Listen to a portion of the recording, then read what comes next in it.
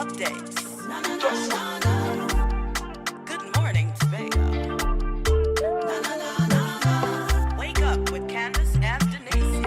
Let's go. Welcome to Good Morning Tobago on Tobago Updates, your source for current affairs in Tobago, Trinidad, and the region. With the perfect conversations to complement your morning routine, I am Kandace Jackson, and let's get started with the news in 90 seconds. Minister of Works and Transport, Rohan Sinanan, agreed to meet with the Secretary of Infrastructure, Quarries, and Urban Development, Trevor James, to discuss the operations of the licensing division in Tobago. Last month, James wrote to the minister requesting a meeting regarding the joint road traffic enforcement and education exercise between April 13th and the 19th. Chief Secretary Fali Augustine criticized the action, claiming that it had adverse social and economic consequences. At the same time, Minister Sinanan defended the operations, arguing that they had every right to conduct exercises in Tobago. Meanwhile, the Division of Infrastructure, Quarries and Urban Development completed repairs on the Pirates Bay Road. Last year's extreme weather condition caused several landslips along the road, rendering it impassable for vehicular traffic. As part of the road rehabilitation program in the dry season, the division listed the Pirates Bay Road as one of its priority projects. The crew also took the opportunity to widen the road in some areas around corners for easier navigation.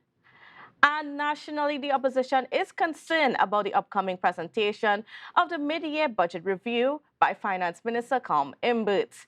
At a press conference yesterday, MP Devindranath Tanku said despite there being over $418 billion in expenditure, the economy remains substantially smaller than when the PNM came into power in 2015. He attributed the economic crisis to every action taken by the PNM government and rejected all attempts by the government to mislead and misdirect the public's attention from the true state of the economy. Tanku also accused the government of misleading the country with false claims of growth while refusing to answer questions about expenditure. And that was your news in 90 seconds. And well, viewers, today is also World Press Freedom Day. It's a day that's, especially for us members of the media, for us to come together, and just celebrate and, recognize and pay attention to, some of the things that are happening within our space, both nationally and internationally, when it comes to media and journalism and all of that sort of thing. Now, of course, it's something really important to people like me. And we're going to tell you a little bit why you should also be concerned. So joining us online this morning, we have Dr. Sheila Rampersad, who has been a journalist for many years in Trinidad and Tobago, one of our veterans. And of course, she is a former president of the Media Association of Trinidad and Tobago. So good morning and welcome to you and happy World Press Freedom Day. Hi, Kandace. Good morning. Good morning to you and to all of your viewers. And always a beautiful gig to be on Tobago-related and Tobago-originated programs. So thank you for having me. Certainly our pleasure. Now, Dr. Rampersad, I just want to get the conversation started as to, why should the public be concerned as well about World Press Freedom Day? Well, I mean, at the basis, at the sort of premise, the level of the premise of World Press Freedom Day and of press freedom in general, is a notion that we all have a human right, and that human right is the human right to express and to express ourselves. In your opening, you were talking about how important this is for those of us in this sector, for journalists and media practitioners. And that term media now, of course, is so broad and so sort of ambiguous, in modern digital times. But the right to express oneself can be easily demonstrated, in a sense, if you consider from the moment you awoke this morning to this moment of this conversation with me, the number of expressions in which you have been engaged, and the number of expressions that we are engaged in continually as individuals. And one of the things that matters is that my freedom as a journalist is directly tied to other people's individual freedoms to express themselves. So There is no location in the world that I know of where there is freedom of individual expression and not freedom of the press. Hmm. Vice versa, there is no location I know of where there is no freedom of the press, but there is a freedom to individually express. Those two things come together and they relate to a very basic human impulse to express oneself from the time, if you're lucky enough to have somebody next to you when you're awake in the morning, from the time you turn and you say good morning to the moment you go to sleep and you say good night, you are continuously expressing yourselves in a number of ways. And uh, the capacity we have to protect that and to enhance it and to expand it, I think will be very important for the future digital world that we have entered. Yes, certainly. And you touched on it a little bit, the changing spectrum of media and coverage and so on, where we see, AI technologies being developed where um, sometimes you need an actual journalist to be writing some of these stories. I mean, that's how crazy. It's a little bit scary the way how it's moving forward. And it seems as though, it's in some respects, the jobs of media workers could be threatened in the future. Not that it already has been with the advances of technology, the proliferation of social media, and so on. Traditional media seems to be a bit under threat. What are your perspectives on this? Well, I mean, traditional media is changing, and from the mere fact of calling it traditional media, I think there are some things that are very good about that tradition, and there are some things that are changing, and some things that need to change as time passes. So there's a sort of a whole set of reflection that has been going on about what service, what we call traditional media, has been able to provide. What we know for sure is that in Trinidad and Tobago, and internationally, in the international landscape, there is a declining trust in what traditional media produces and what we know to be media, news media produces. Yes. In addition to that, there is what people refer to as a sort of selective news avoidance. People who feel for a number of reasons that they don't want to engage with the news. Some people feel that the news is way too repetitive, and repetitive on particular topics like politics, and over the last few years, COVID-19 and the pandemic. There are some people who feel it just depresses their mood to be engaged in news and news products. So, for a number of reasons, people are disengaging from news much more generally, no matter what platform it is on. The other aspect of the change I think, we can illustrate via, let's say, Instagram and TikTok in 2022 last year. The fastest growing outlets for news are TikTok and Instagram. Hmm. So that tells us where the ways in which the landscape is changing. At the basis of press, at the basis of press freedom, is this thing and this vocation in which you and I are engaged that is called journalism. And I think journalism itself has expanded out of news platforms. And if you look at what is being produced across the digital space, whether it is being produced for the sake of promoting misinformation or whether it is produced for the sake of promoting legitimate information and public interest information, either end of the spectrum that you are on, what you are seeing are the strategies, the devices of traditional news media being used on those platforms to disseminate and communicate news. So I think what has happened also is that what we understand journalism to be is now in the hands, and it is something that is being exercised and executed by more people than journalists themselves. Yes. And in many ways, that is a good thing. And in some ways, that is a problematic thing and a dangerous thing. So I think it's a very complicated moment that we are in terms of information and news and the press. It's a complicated moment. It is a moment of many questions that we cannot answer yet, and a moment where there are many things that we can't resolve. So we have to approach this moment, in my own view, as a moment for thinking, a moment for consideration, a moment for observation, rather than a moment for resolving things, because there are many things in this moment that are irresolvable. When we are in that space of uncertainty and what I would call irresolvability, so to speak, what then anchors us? I think what anchors us is a basic understanding that the right to express ourselves is a basic human instinct, is a basic human impulse, that it enhances us as human beings, being able to express ourselves, number one.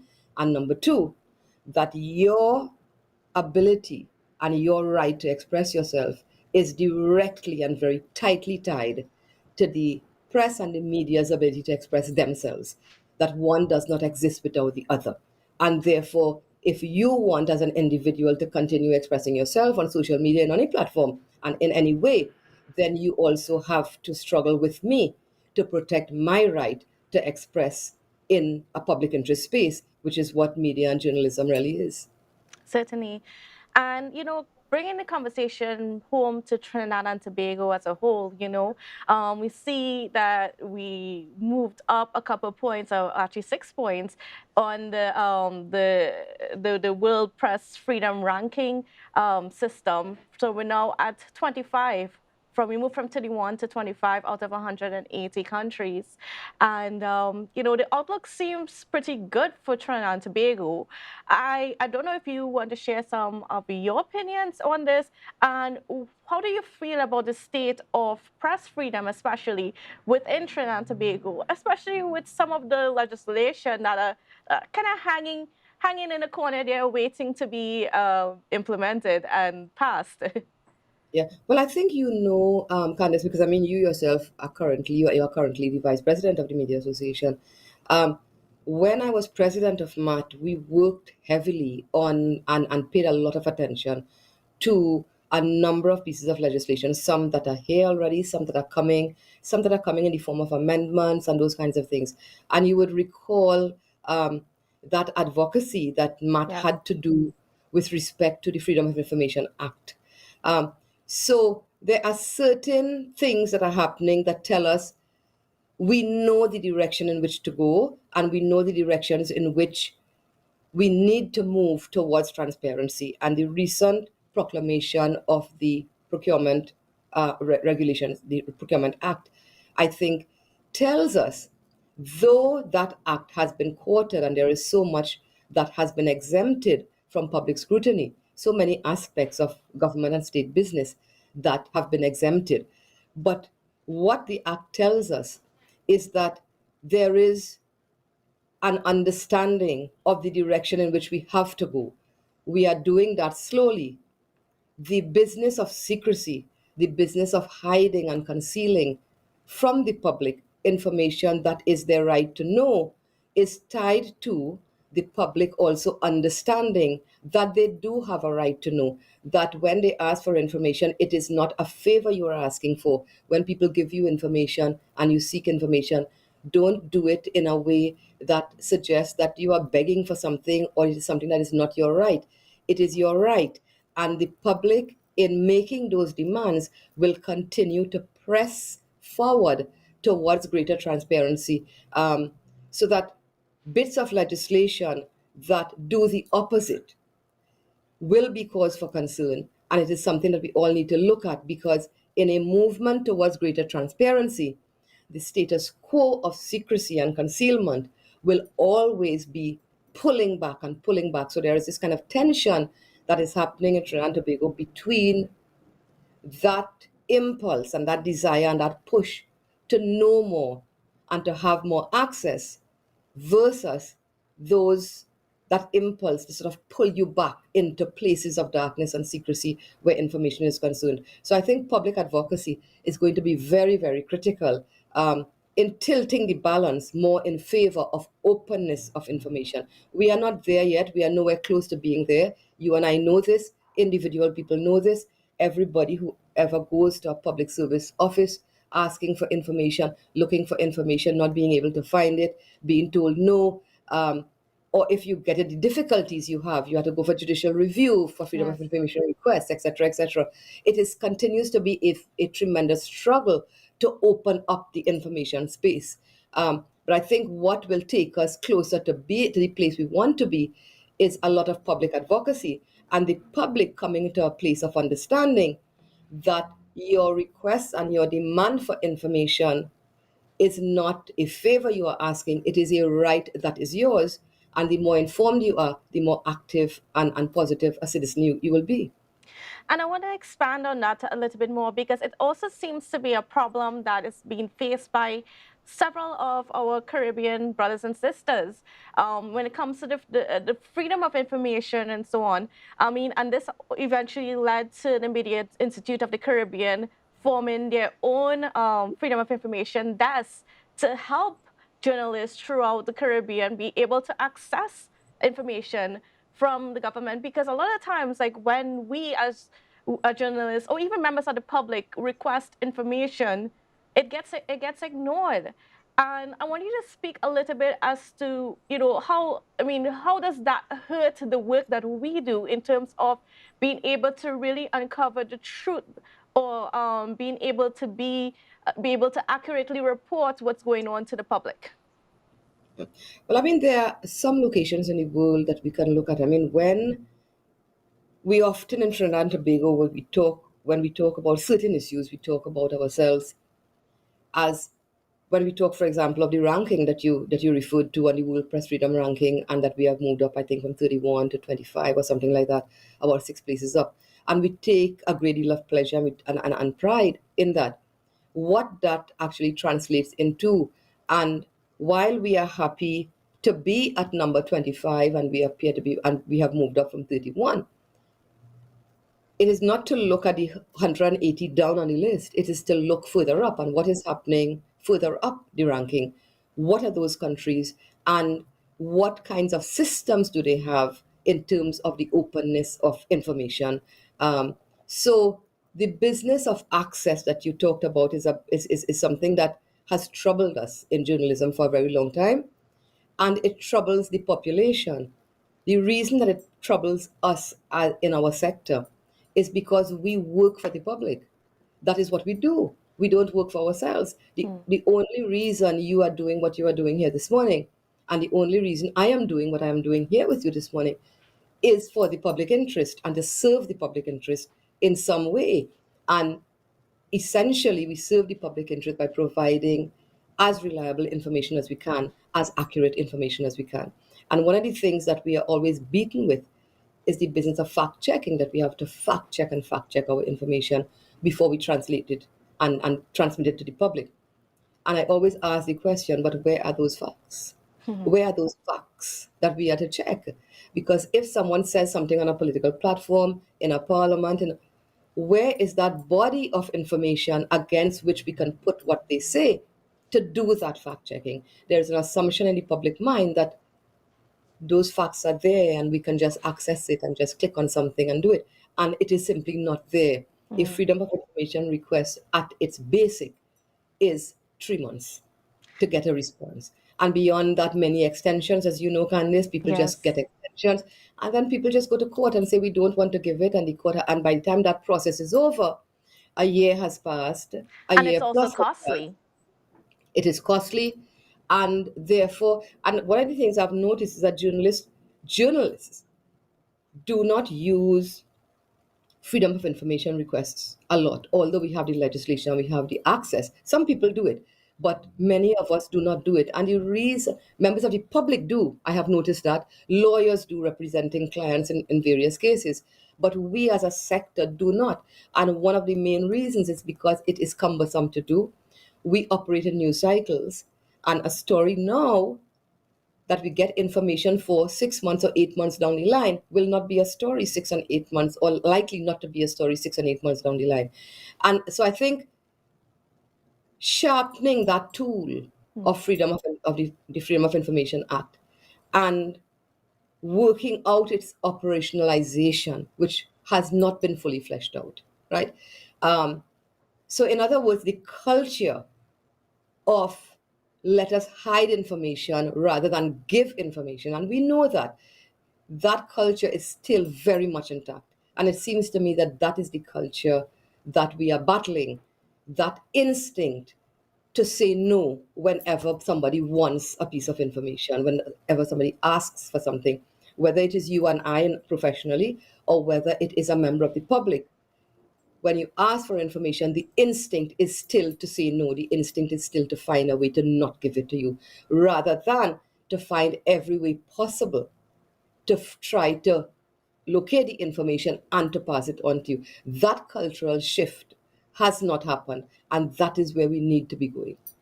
All right. I want to thank you so much, Dr. Sheila, for being on with us. I mean, and to sharing those perspectives, because I mean, it is something to be concerned about. You know, a lot of times the public does not know what goes on behind the scenes, and you know, they're very quick to judge. We are often very highly criticized for the work that we do, but there's a whole lot that goes into play to ensure that we can bring this information as accurately as possible to the public. And happy World Press Freedom Day to you too, Candice, and to all of your viewers and listeners. Thank you so much. All right, viewers. Well, that's it for this segment of our show, but we've got a lot more coming up for you after the break. The energy fill the sky.